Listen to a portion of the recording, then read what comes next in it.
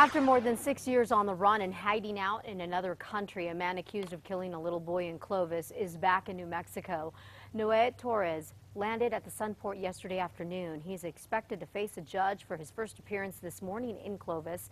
Torres is accused of being part of a gang that shot into a home back in September of 2005. They were aiming for someone else, but instead, the gunfire killed 10-year-old Carlos Perez.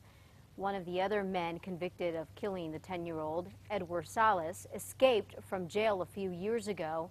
He has not been caught. This morning, Santa Fe police need your help finding a suspect that was part of a group of armed cigarette thieves that struck a Walmart.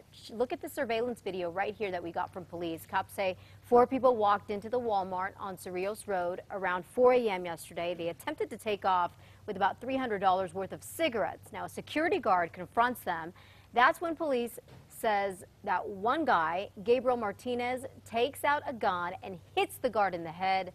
3 of the suspects take off on foot but are later caught. Again, 1 right now still on the run. 3 weeks and 3 major companies in and around Albuquerque have announced some big-time layoffs. And this morning, 2 politicians are giving us 2 very different ideas about how to bring jobs back to the land of enchantment. Schott Solar, Loveless Hospital, and Hewlett-Packard in Rio Rancho have all announced they're cutting a total of 380 jobs. But Governor Susana Martinez says despite all of that, more jobs are on the way here. We have Honeywell, who's bringing 100 to 200 jobs to New Mexico. We have Lowes, up to 600 jobs more.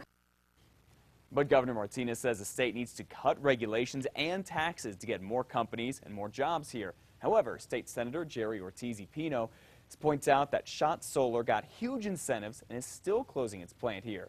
The senator believes New Mexico can put people to work now by building highways and other projects. The only real growth that we can sustain, I think, is growth that comes from within. Governor Martinez and Albuquerque's Mayor R.J. Berry both told us they are working hard to bring more companies and jobs to the state, but neither promised any big announcements anytime soon. And speaking of jobs this morning, hundreds of them should be coming to Albuquerque soon when the convention center gets a big facelift. Mayor Berry showed off his plans for this yesterday. He wants the convention center to have a very New Mexican feel, as the Sunport does. The mayor thinks it'll bring more conventions here. The project will cost about $20 million and is set to use 2,400 construction workers. Everything should be done in the next 2 years. This morning, the State Department of Finance and Administration now says it knows what went wrong with the payroll system that caused problems for state workers and their paychecks last month. Now, because of 2 separate mistakes, almost 8,000 state workers did not receive their full paychecks on time last month. Officials this morning say an employee, an outdated payroll system, and poor training are all to blame. It's costing the state nearly $250,000 to fix. We're talking $48,000 to figure out what went wrong. The state plans to pay another $200,000 for an outside contractor to come in and oversee the system for 6 months and then train employees who use it. The Rio Rancho City Council could ditch the city's longtime city manager at tonight's meeting. The council is expected to discuss giving James Jimenez, the boot. The discussion was placed on tonight's agenda after a closed-door meeting last week called by Tea Party councilors who were elected back in April. This morning, Attorney General Gary King says he's going to run for governor again.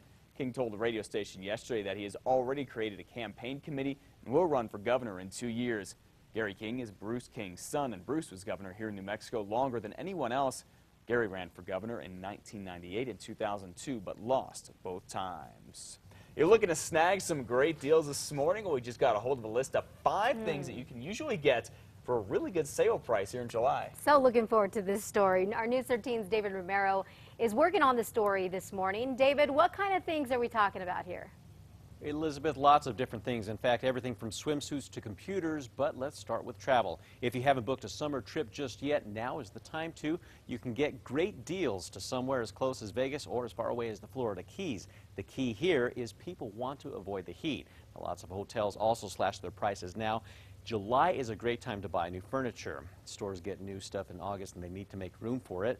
Ladies, make sure your men know jewelry is another good bet in July.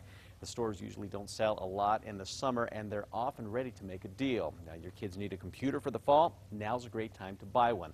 The new models are on their way out soon, and you can usually get at least a few $100s off a lot of laptops and desktops. And finally, if you're still looking for that perfect summer swimsuit, go shopping now. Most people have already bought their swimsuits, and stores are looking to get rid of the rest of them rather. Now, the good thing here in New Mexico is we still have plenty of warm weather left this season to enjoy those swimsuits. Elizabeth, back to you. That is so true, my friend. Thank you, David. One more thing to get a great deal on this morning and all summer long. In-season fruit and vegetables. You can actually get them at farmer markets around the state.